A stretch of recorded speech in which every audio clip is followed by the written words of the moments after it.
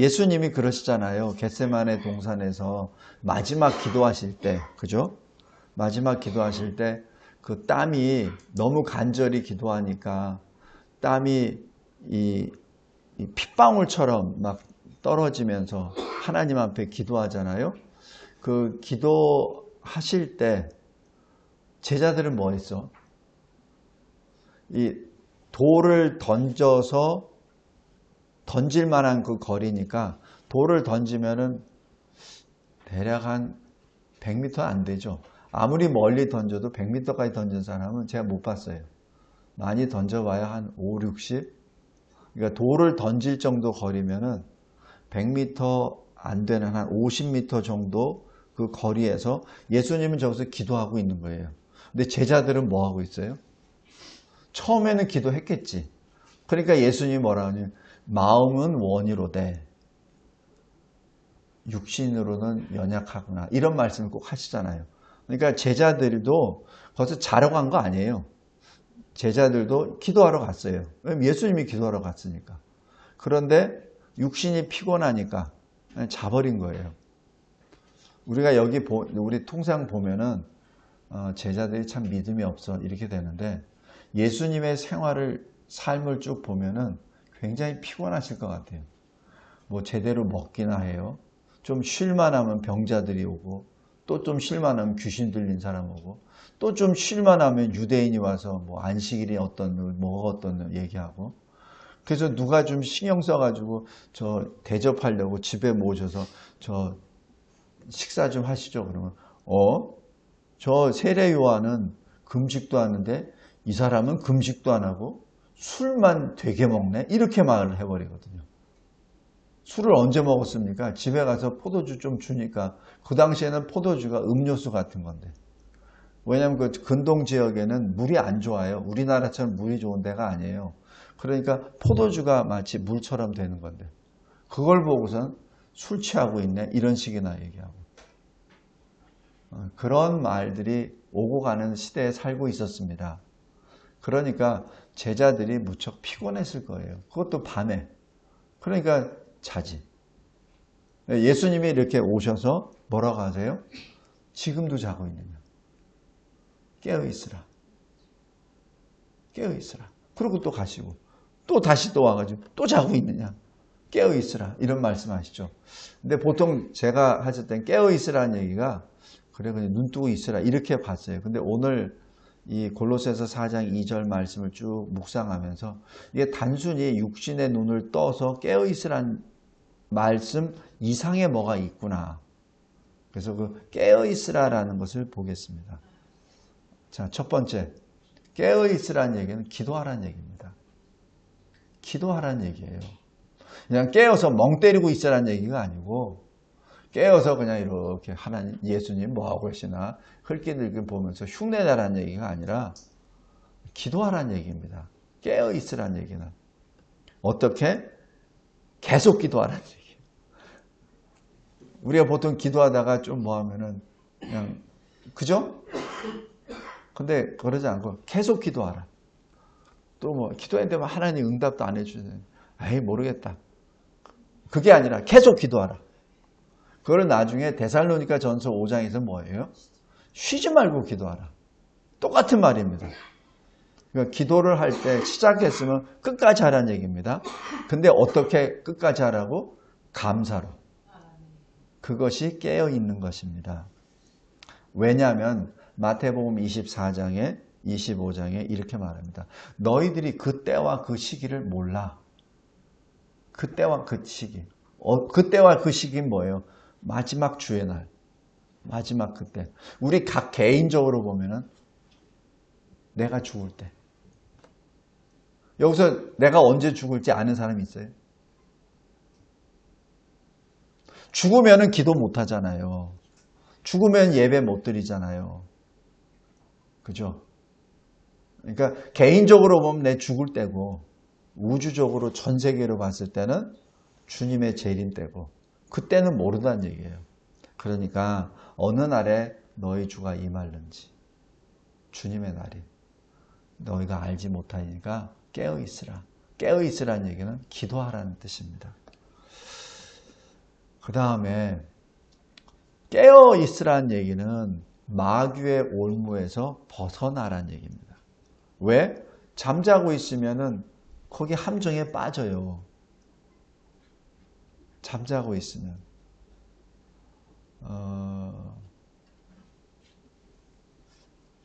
제가 전에 이제 야전에 있을 때나 아니면 동티모르에 갔을 때 사실 피곤하면은 바깥에서 잘 수도 있거든요. 갑자기 잠깐.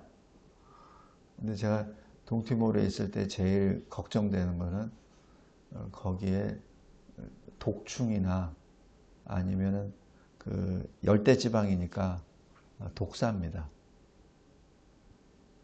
근데 그거는 잠깐 하면은 가요. 자기가 죽는지도 모르고 갑니다. 또 여기 이제 군화 같은 거 전투화 신기 전에 항상 전투화 털거든요. 여기 한국에서는 보통 안 하죠. 그냥 전투화 털.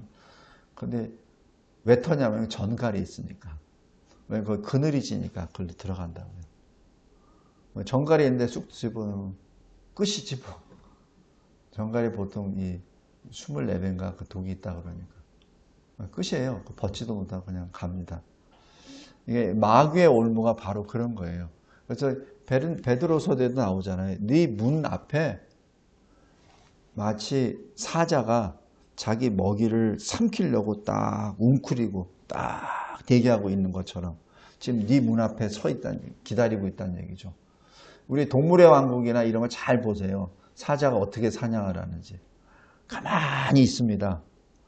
가만히 있다가 완전히 이게 딱 웅크려요. 웅크렸다가 이 사슴이나 뭐 이렇게 말이나 이렇게 지나갈 때 자기가 딱 봐가지고 할 때 웅크린 것을 거기서부터 바로 튀어나가죠.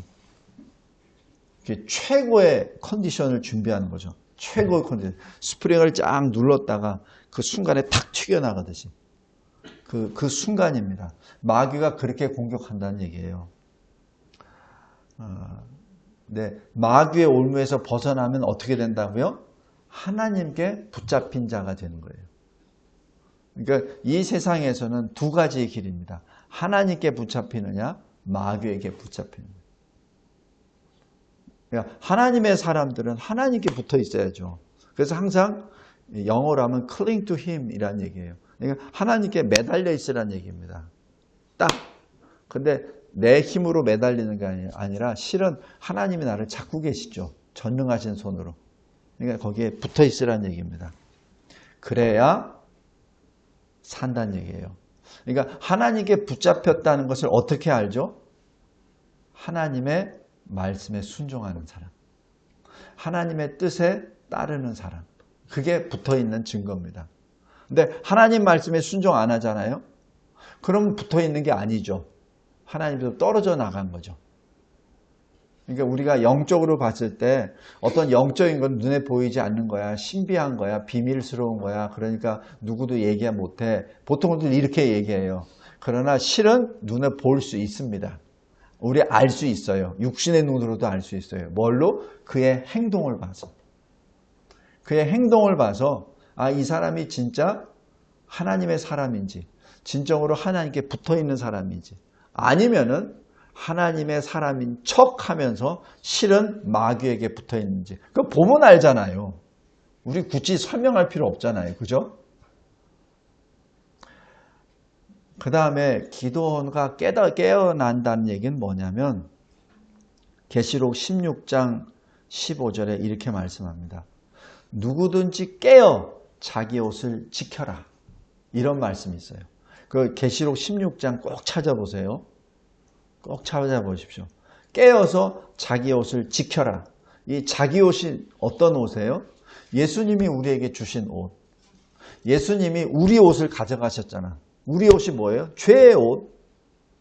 아담이 범한 죄의 옷, 내가 범한 죄의 옷. 그 죄의 옷을 주님이 가져가시고 주님의 의의 옷을 나에게 주셨잖아요.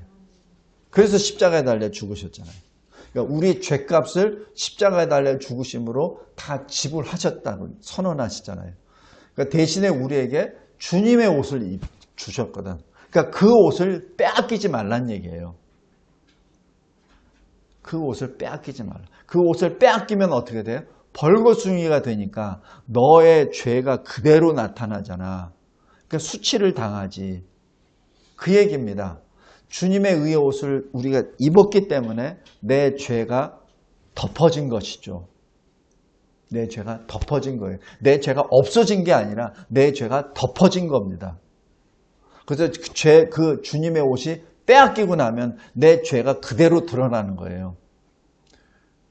그래서 우리가 사는 이 인생길을 거룩으로 변화되는 길, 성화길이라고 하는 거에 우리가 의인이 된 게 아니라 의인이라 칭함을 받은 그 기간, 우리의 죄가 덮어진 그 기간이기 때문에, 그래서 이 덮어진 그 기간에 죄를 계속 씻어내는 성화의 과정이 되기 때문에 마지막 주님 앞에 섰을 때 영화가 된다는 얘기죠.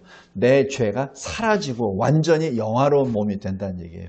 그 기간 동안에는 우리는 사실 죄인입니다.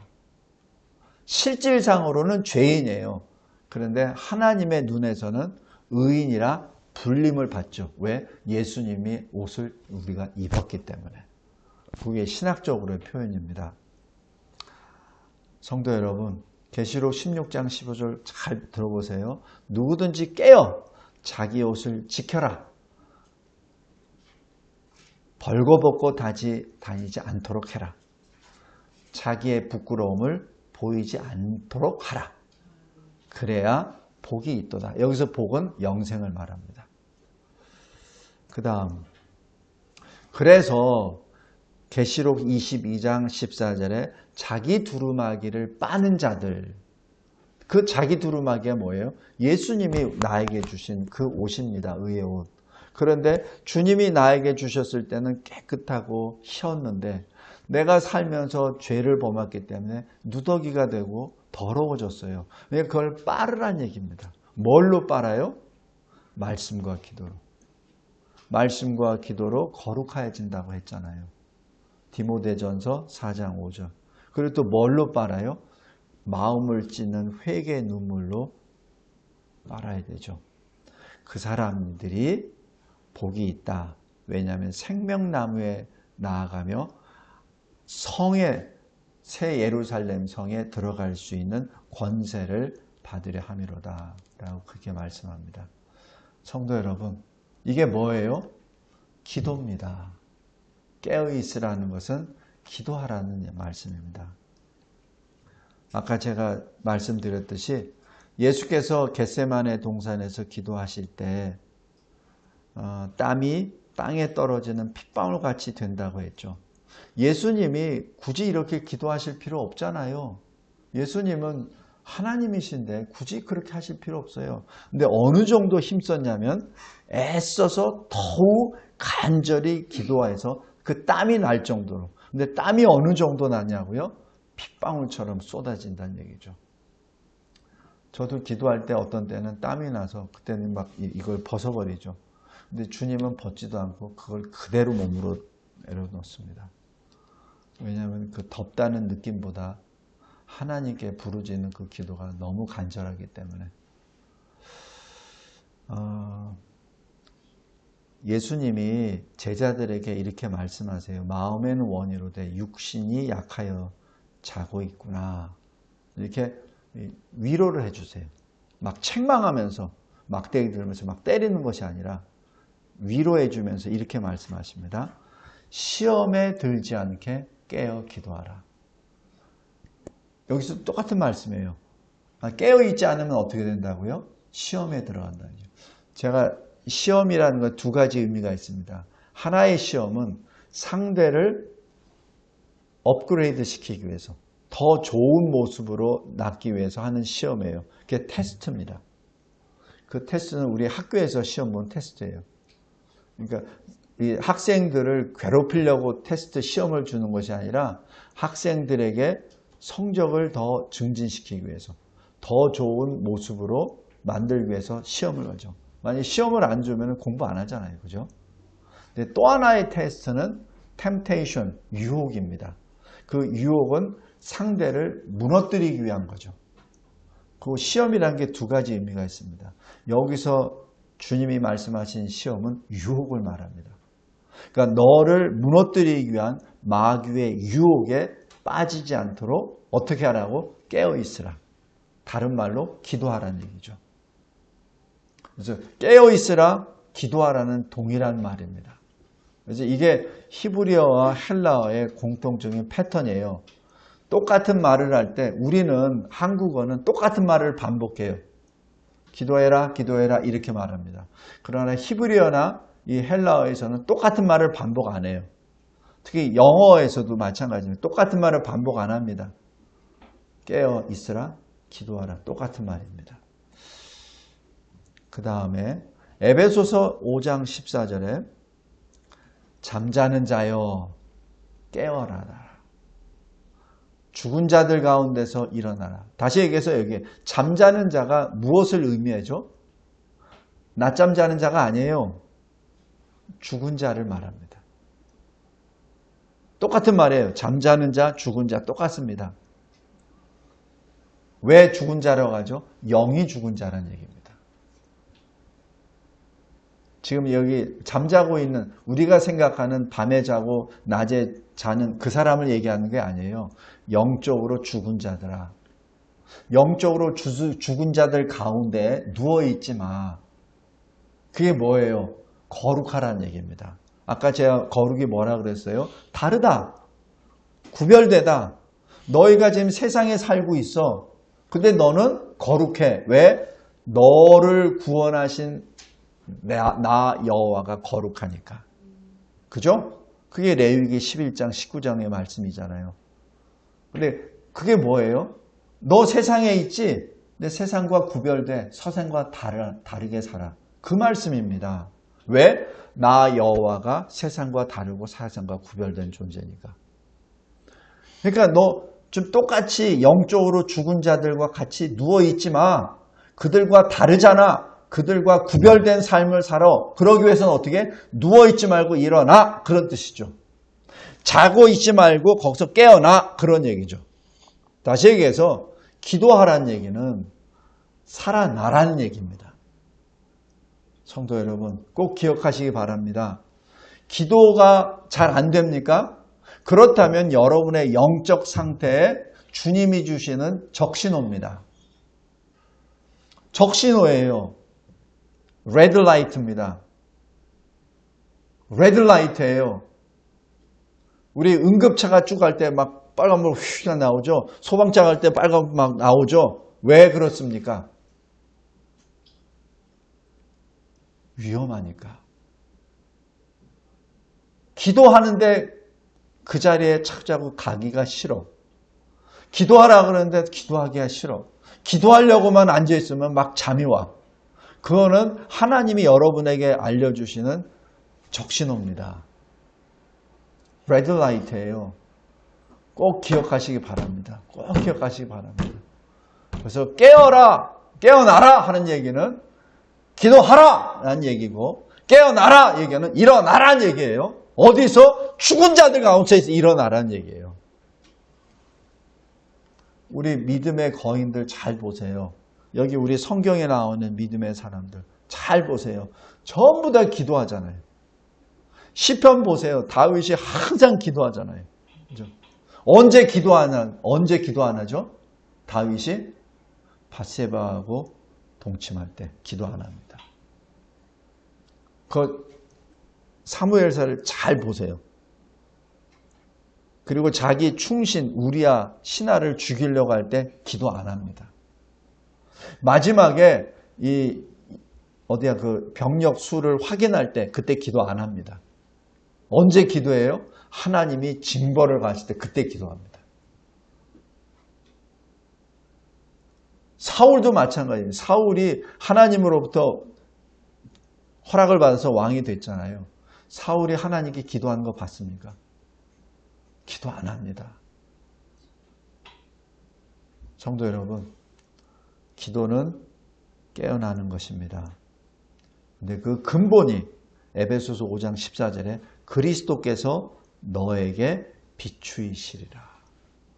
그래서 기도도 하나님의 은혜입니다. 항상 기도하시기 바랍니다. 두 번째, 왜 기도를 해야 됩니까?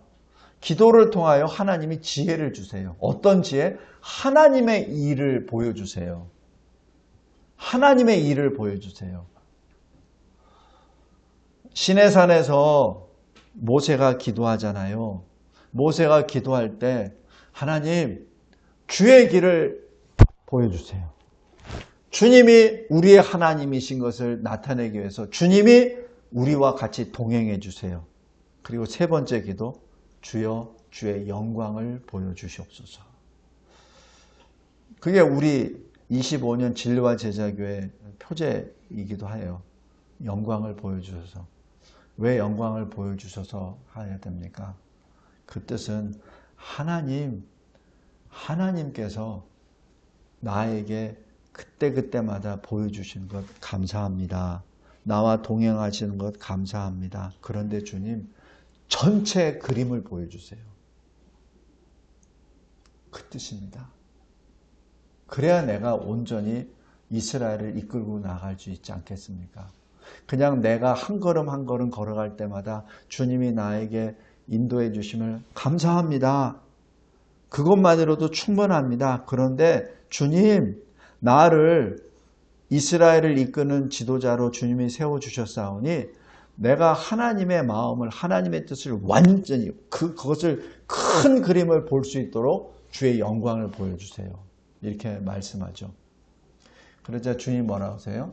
내 얼굴을 보고 살 수는 없으니 내가 너를 살리기 위하여 내가 지나갈 때 내가 너를 덮으리라.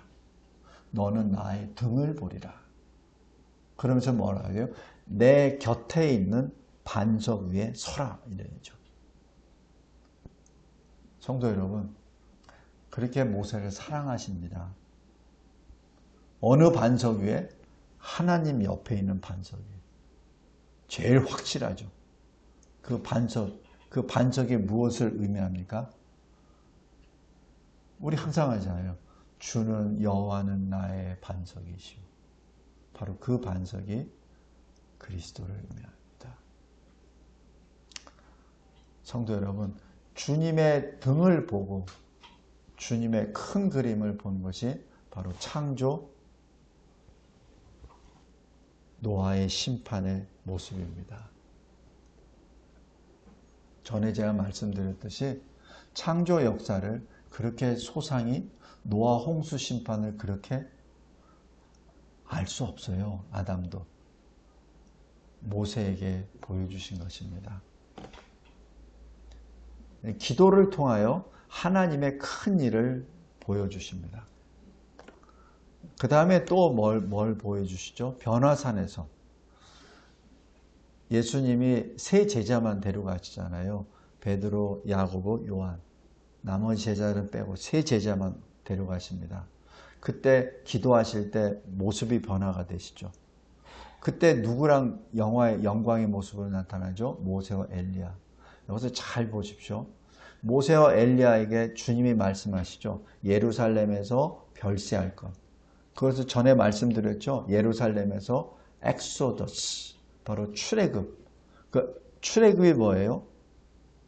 죄에서의 탈출, 죄에서 구원, 죽음에서의 구원을 말합니다. 그래서 테인 엑소던입니다. 근데 그게 뭐예요? 구체적으로 예루살렘에서 예수 십자가 대속의 역사를 말합니다. 그것을 거기서 말씀해요. 누가 말씀합니까? 모세와 엘리야가 예수께 건의합니까? 아니에요. 모세와 엘리야는 우리와 같은 사람입니다. 주님이 말씀하시죠. 성도 여러분, 그것을 보고 깨달으라고 한 거예요. 근데 제자들은 그걸 깨닫지 못하죠. 그러니까 하나님께서 구름으로 내려오시면서 말씀하시잖아요. 이는 내 사랑하는 아들이라. 그의 말을 들으라 라고 말씀하시잖아요. 성도 여러분, 이제 더 나아가서 계시록 11장에 보면은 마지막 때 두 증이 나옵니다. 감람나무, 두 감람나무와 두 촛대라는 그 두 증이 나와요. 두 감람나무는 뭐예요? 감람나무 올리브 나무잖아요. 올리브의 나무에서 올리브유가 나오죠. 그죠? 그 올리브유가 나와서 두 촛대에 불을 필 수 있는 게 되죠.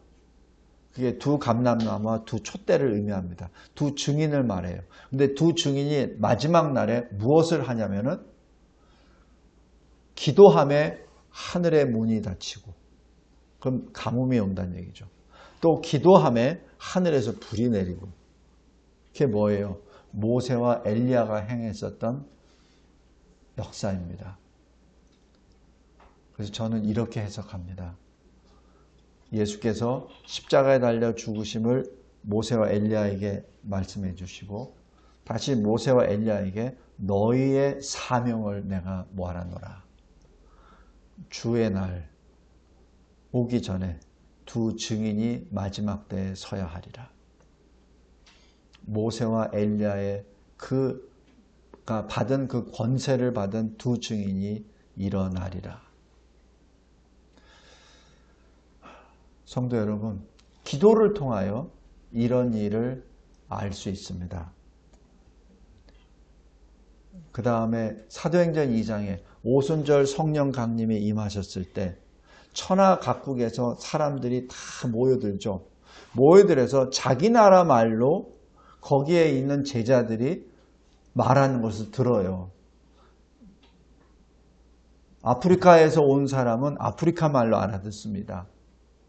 유럽에서 온 사람은 유럽의 말로 알아들어요. 아시아에서 온 사람은 아시아 말로 알아듣고. 그래서 이게 무슨 일이야? 라고 막 했을 때 성령의 강림의 역사죠. 그런데 여기서 무슨 말을 하냐면 하나님의 큰 일입니다. 하나님이 행하시는 큰 일을 듣습니다. 어떻게? 성령의 강림으로. 성도 여러분, 그래서 아까 제가 예배 시작하기 전에 예레미야 33장을 읽은 것이 바로 그 부분이에요. 너는 내게 부르짖으라. 그럼 내가 너의 기도에 응답하겠고 내가 알지 못하는 크고 은밀한 것까지도 너에게 보이리라 알잖아요. 그러니까 알려주리라가 아니라 보여주리라고 하세요. 이것이 기도의 능력입니다. 성도 여러분, 우리가 보통 기도할 때 그냥 내가 배고프니까 밥 주세요. 몸 아프니까 병 낫게 해주세요. 돈이 없으니까 좀 사업 좀 잘 되게 해주세요. 내 아이가 대학을 들어가야 되는데 대학 좀 좋은 대학교 들어가게 해주세요. 물론 그것도 기도인데 지금 하나님이 보시는 그 기도의 영역은 그뿐만 아니에요. 그거는 네 문제고 지금 하나님의 일을 행하는 큰 일에 쓰임을 받는 너는 내 그릇이다라는 얘기죠. 왜 하나님의 행하신 일을 보여주시죠? 왜 하나님의 행하시는 큰 일을 말하게 하죠? 그 큰 일 하라고. 그죠? 그냥 일부러 그냥 맛배기로 보여주시는 게 아니잖아요. 그냥 기분 좋으라고 너 특별한 사람이야 라고 해서 보여주시는 거 아니잖아요. 하나님의 계산, 계획은 정확합니다. 하나님이 뭘 보여주신다는 것은 그걸 하라는 얘기입니다. 이사야 선지자에게 하나님의 보좌를 보여주신 목적은 그 하나님의 일을 하라는 얘기예요. 성도 여러분, 그래서 빌립보서 4장 7절에 이렇게 말합니다. 기도의 응답은 하나님의 평강이 너에게 임하고 그 평강으로 인하여 너의 마음과 생각을 지키시리라. 그러니까 뭐예요? 주님의 큰 일을 감당하는 너는 하나님의 그릇이라는 사인입니다. 성도 여러분, 이게 제가 이렇게 쭉 얘기하니까 너무 좀 추상적인 것 같고 하죠. 그런데 제가 전에 제가 간증했던 거 잠깐 말씀드릴게요. 저는 군에 20여 년 있다가 소명받고 미국에 가서 MD도 하고 PhD 하는 과정에 특히 PhD 과정에서는 20페이지 이상씩 이렇게 페이퍼를 내서 발표를 해야 돼요. 그게 PhD 코스입니다. 근데 제가 선교학을 전공이잖아요. 선교 해보지도 않았는데 어떻게 합니까? 그래서 제가 하는 거는 기도밖에 없더라고. 그래서 채플에 가서 새벽에 나아가서 계속 기도했죠. 근데 참 희한한 게 기도하면 답을 주세요. 그러니까 어떤 식으로 주자면 김진성 받아 적어. 그게 아니고 기도할 때마다 착착 뭘 주세요. 그럼 그거 가지고 도서관 가서 찾으면 나와요. 그거 가지고 쓰는 겁니다.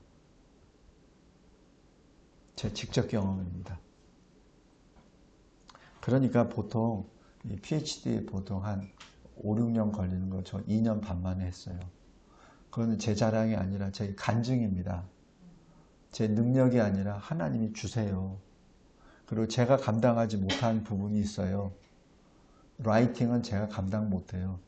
성령님이 계속해서 야 이거는 복수로 써야지만 안 되고 단수로 써야 돼. 그렇게 안 가르쳐 주세요.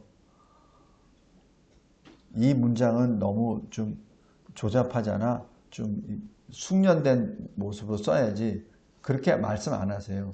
대신에 누구를 붙여주시냐면은 아르헨티나에서 25년 동안 교수 사역을, 신학교수 사역을 하셨던 은퇴하신 목사님하고 연결시켜 주시더라고요. 그분이 아무 조건 없이, 제가 그분 찾아간 것도 아니에요. 아니, 그분이 저를 불러요. 그래서 그냥 가져오라 그래요. 그걸 제가 갖다 주면은 그분이 제가 쓴 것보다 더 많은 코멘트를 써서 줘요. 80이 넘은 양반이 손을 부들부들 떨면서 다 써줘요. 다 써주고 저한테 줘요. 준비 다 됐으니까 와. 그래서 가면은요, 그것만 주는 게 아니에요. 왜 이렇게 썼는지 설명을 또 해줘요. 설명을. 그리고 그거 쓴 거 다 줘요. 그러니까 저는 다른 사람들이 한 거 2배를 한 거예요. 공연 시간에. 그게 제가 뭐 인덕이 좋아서 그런가요? 제가 운이 좋아서? 아니잖아요. 제가 실력이 있어서 그건 더더욱이나 아니잖아요. 하나님이 그렇게 하셨습니다. 기도하면 내가 생각한 것 이상으로 알려주세요. 특별히 우리 청년들, 내가 어떻게 살아야 되는지, 특히 우리 학생들, 내가 어느 길을 가야 되는지 반드시 기도해야 됩니다. 반드시 기도해야 됩니다. 언제까지? 응답 받을 때까지. 응답 방법은 굉장히 다양해요. 굉장히 다양해요. 예레미야처럼 하나님이 직접 오셔서 하실 수도 있고, 아니면 저처럼 누구를 통해서 보내주실 수도 있고, 아니면은 이렇게 하다 보면은 갑자기 생각하지도 않았는데 그 성경 말씀에서 그게 막 보여. 그러면 이거구나. 우선 하나님 감사합니다. 잊어먹기 전에 빨리 달려가서 찾아보고, 잊어먹기 전에 막 노테이킹하고 이랬습니다. 성도 여러분 꼭 잊지 말기 바랍니다. 특별히 공부하는 학생들 항상 기도하기 바랍니다. 또 내가 무슨 일을 해야 될지, 장차 무슨 일을 해야 될지 그때 항상 기도하시기 바랍니다. 그럴 때 하나님이 지켜주십니다.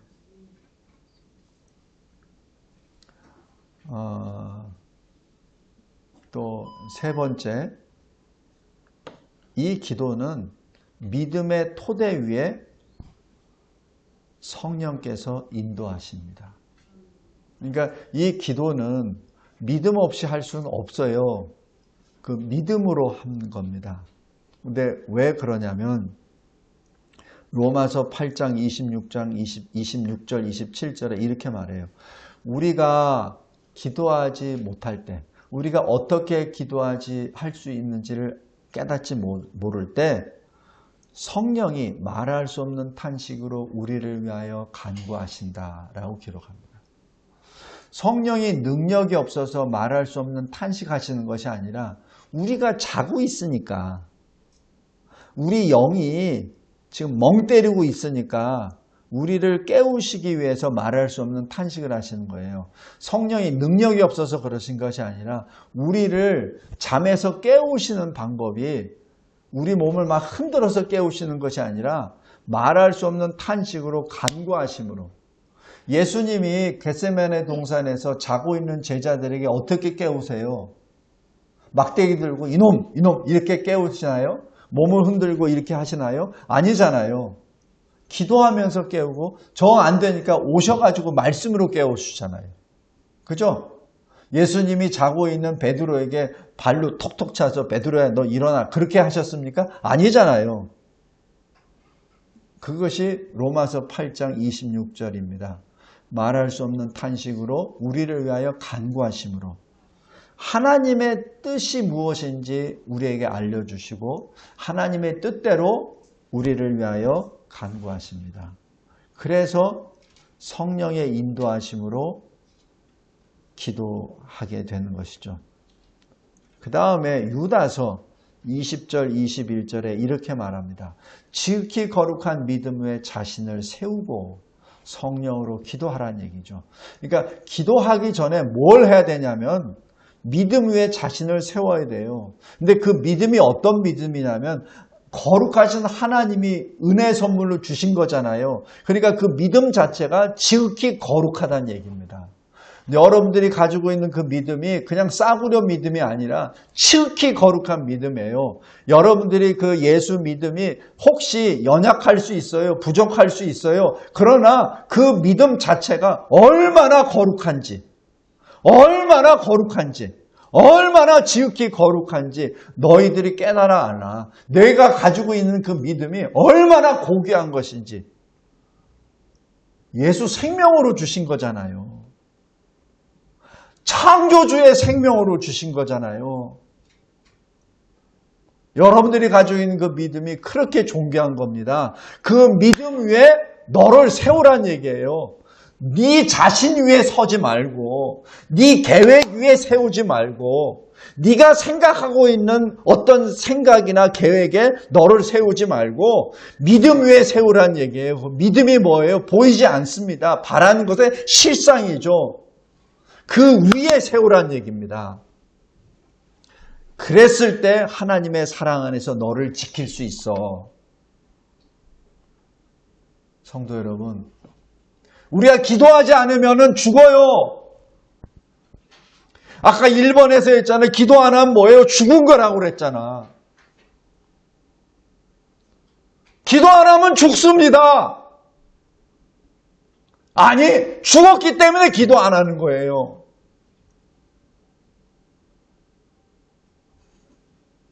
성도 여러분, 그래도 우리는 행복합니다. 왜냐하면 하나님이 계속 우리를 깨워주시잖아요. 기도하라고. 왜냐하면 우리는 하나님의 사람이기 때문에. 사랑 안에서 자신을 지켜라. 그래야 긍휼 안에서 그리스도의 긍휼을 기다릴 수 있는 생명의 사람이 되리라. 지금 그 말씀입니다. 우리 이 말씀 잘 생각하시면서 하나님 앞에 엎드리는 자, 기도하는 저와 여러분이 되시길 바랍니다. 기도하는 것이 깨어있는 것이요. 기도하는 것이 예수 그리스도를 소망하며 기다리는 것입니다. 기도하겠습니다. 하나님 감사하고 감사합니다. 우리 각자에게 주신 이 기도의 말씀, 깨어 있으라는 그 말씀, 진심으로 감사합니다. 특별히 이 마지막 때 수많은 미혹과 유혹과 혼란과 공허와 흑암이 뒤범벅이 되어서 우리가 어디로 가고 있는지, 어디에 서 있는지조차도 모르는 이 상황에 있사오나 주님께서 끊임없이 하신 말씀은 계속 기도하라. 깨어 있으라. 지극히 거룩한 믿음 위에 너 자신을 세우고 성령으로 기도하라. 그 성령이 너를 위하여 말할 수 없는 탄식으로 너를 위하여 간구하고 있으니 그 성령이 너에게 하나님의 뜻을 밝히 알려주시리라. 그 성령의 도움으로 기도하라.